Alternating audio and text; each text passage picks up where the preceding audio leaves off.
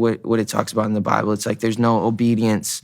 There's no faith without obedience. So it's like I had faith about like, oh, I believe Jesus died on the cross for me, but I never really implemented it into my life. I never like was like, I'm gonna be obedient. So I was like, I wasn't sleeping around. I wasn't doing a lot of stuff. I just was kind of by myself. And who helped you come to that? Because I'm sure there are a lot of, and I don't mean this in a judgmental way, it's just humanity and everyone's on their own journey.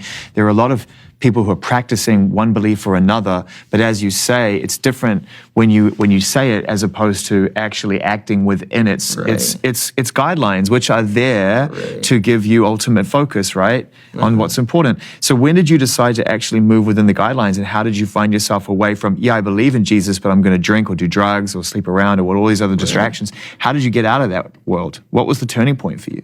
I think it was my perception of who Jesus really was, you know? I'd had really bad examples of Christians in my life who would say one thing and do another. So they were my direct example of who Jesus was. That's why you didn't take it seriously. I didn't take it as seriously because I didn't have good examples. Good role models. And so I think the more I really looked at the character of who Jesus really was. Did you grow up in a Christian household? I grew up in a Christian household, yeah. But my mom was, she was really hurt growing up. I mean, she had so many things going on in her life, so she was navigating her faith journey.